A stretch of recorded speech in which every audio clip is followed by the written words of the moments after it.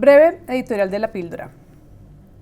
Armando Benedetti regresa a la Casa de Nariño a ocupar un lugar cercano al presidente Gustavo Petro, luego de pasar año y medio en una suerte de destierro que empezó en el 2023, luego de que Vicky Dávila revelara a través de Revista Semana unos audios en los que éste reclamaba histéricamente su derecho a ocupar un lugar cercano al presidente, amenazando a la entonces jefe de despacho presidencial, Laura Sarabia, con revelar información que los hundiría a todos, al tiempo que se quejaba patéticamente de haber sido obligado a esperar horas y horas en una silla, en fin, de haber sido sometido a un ninguneo que no estaba dispuesto a soportar.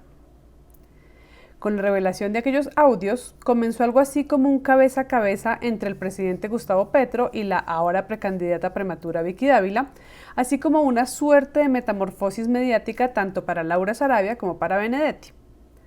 Sarabia pasó de ser registrada como la brillante y joven funcionaria cercana a Petro a la retorcida mujer detrás del poder, y Benedetti pasó de ser el camaleón político de siempre a ser el camaleón político descontrolado y drogadicto que chantajea a Gustavo Petro. Se trató sin lugar a dudas de un antes y un después para estos 4 especímenes del ecosistema político nacional. Durante los 18 meses en que el camaleón estuvo en el exterior, fue noticia no por hacer un trabajo notable como embajador de Colombia en Venezuela o como embajador de Colombia ante la FAO en Roma, sino por una denuncia por violencia intrafamiliar interpuesta por su ahora exesposa Adelina Guerrero, quien aseguró que en medio de una fuerte discusión, Benedetti la había amenazado con un cuchillo. Cuando la policía llegó al lugar, no lo llevó preso por no encontrarlo actuando en flagrancia. Benedetti negó los hechos, pero luego, al dar una entrevista en la W hablando del asunto, se hizo más que evidente su dificultad para digerir cuestionamientos hechos por el sexo contrario. Una era su camaradería con los periodistas hombres, otra cosa muy distinta, su majadería y patanería al ser cuestionado por mujeres. Si alguien todavía quería darle el beneficio de la duda, él solito se encargó de evaporarla. Podríamos decir entonces que el camaleón político lleva año y medio cayendo en desgracia, solo que, dado el anuncio de su llegada al Palacio de Nariño, con historia de rehabilitación incluida, al parecer el camaleón está cayendo de pie. Es notable su habilidad. No cabe duda de su capacidad para resistir e insistir. Pero no solo porque esté cayendo de pie en este momento, sino porque lleva más de 20 años haciéndolo, solo que al parecer nunca nos había incomodado tanto. Saltando del Partido Liberal al Partido de la U, pasando de ser acérrimo defensor de Vargas Lleras a acérrimo defensor de Uribe y luego de Santos, y mostrándose solo como opositor de Duque, acumuló un saber político tan notable como su prontuario de cuestionamientos. En el 2016, la Fiscalía compulsó copias a la Corte Suprema de Justicia por su presunta participación en el desfalco al Fondo de Pensiones del Magisterio de Córdoba. En el 2017, la Fiscalía lo hizo también otra vez, pero por presunto vínculo con la repartija de coimas que hizo la multinacional Odebrecht en Colombia. En 2018, tras ser reelegido como senador de la U, el coronel retirado Jorge Humberto Salinas, dirigente de una empresa de interceptaciones ilegales, lo señaló de haber sido cliente y haber participado en las chuzadas al exfiscal general Néstor Humberto Martínez. En marzo de 2021, la Corte lo llamó a indagatoria y abrió formalmente un proceso penal en su contra por supuesto enriquecimiento ilícito. En 2021 también, la exministra Karen Audinem lo involucró en el escándalo de contratación de centros poblados al asegurar que Benedetti la había llamado después de que explotó el escándalo a pedirle que no caducara el contrato de centros poblados, que fue lo que ella hizo, sino que lo cediera a otra firma. Benedetti, por supuesto, lo negó, pero eso desembocó en otra denuncia penal en su contra que puso la Red Nacional de Veedurías Ciudadanas.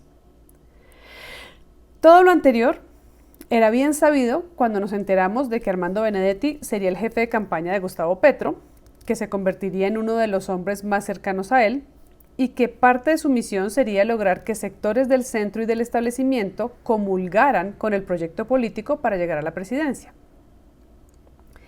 Sabíamos la clase de animal político que estábamos dejando entrar y aunque lo llamamos sapo duro de tragar, nos lo tragamos. Y cuando Petro se convirtió en presidente, sabíamos que había traído muchos otros sapos a lo que se llamaría Acuerdo Nacional. Sabíamos también que no hablábamos de animales políticos en el sentido aristotélico del término, que se refiere al humano que participa de asuntos públicos buscando el bien común, sino más bien de ese ser que sabe dónde alimentarse de poder, que reconoce el momento preciso para salir a cazar, que tiene claro dónde resguardarse para no convertirse en presa fácil. En definitiva, un animal que siempre cae de pie. Quisimos reducir a esa bestia a un insignificante sapo y nos equivocamos. Y el animal mediático que era Vicky y que ahora está mutando en animal político, supo capitalizar esa equivocación. Benedetti, por su parte, subestimó al animal mediático. Quizás por vanidad no notó que parte de su habilidad camaleónica dependía de un buen maquillaje mediático y que ahora él era una suerte de desterrado al que nadie iba a cuidar. En ese orden de ideas, el regreso de Benedetti solo puede sorprendernos porque nos resistimos a aceptar un cuestionamiento ideológico y ético que habíamos aplazado y que comenzó en el 2022, cuando creímos que lo que pasaba en campaña se quedaba en campaña, o que al llegar a la presidencia el poder dejaría de ser esa bestia de 1000 cabezas que opera con leyes propias. Tienen razón los ministros que sentaron una voz de protesta frente a su regreso. Tiene razón el senador Cepeda al solicitar que se haga una reflexión crítica señalando la incompatibilidad de esa decisión con el proyecto político, y tiene razón la senadora María José Pizarro al pedir la misma reflexión resaltando la importancia de cuidar el proyecto político progresista. Sin embargo, esa reflexión se debe hacer sobre un hecho ya consumado.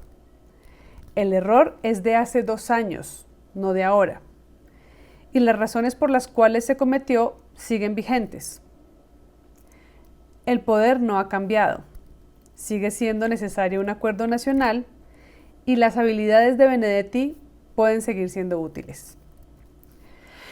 Por absurdo que parezca, quizás ya ni importe lo que en teoría sabe Benedetti, pues si creyera que logra más beneficio propio hablando que callando, seguramente ya habría abierto la boca. Ha tenido 18 meses para hacerlo. Si no lo ha hecho, es porque callando puede apuntar a conseguir algo más grande, algo que quizás sea capaz de hacerle frente a ese nuevo animal político que se levanta en el horizonte, que una vez fue un animal mediático y que tantos problemas le causó a Benedetti. A nosotros solo nos queda hacernos la misma reflexión, sumándole desilusión, indignación y asco. Pero sobre todo, nos queda la responsabilidad de seguir buscando formas de enfrentar y transformar la realidad sin desconocer cómo son las reglas de juego cuando se trata de entrar en contacto con el poder. Ya no podemos seguir jugando más a la inocencia. Esa es la editorial de hoy. Si les gusta este contenido, compártanlo, comenten, denle like. Si quieren apoyar el canal, suscríbanse, activen la campanita, busquen el botoncito de donaciones, pero sobre todo comenten, porque creo que este tema sí llama a una reflexión, más que a una indignación, creo que nos llama a una reflexión masiva. Y sería interesante leer qué opinan de eso, de este momento. Muchas gracias por ver. Recuerden que en Instagram soy @estelapíldora, en X soy @carolanfiru y por ahí les aviso lo que viene, si hay nueva píldora, si hay live o si hay editorial.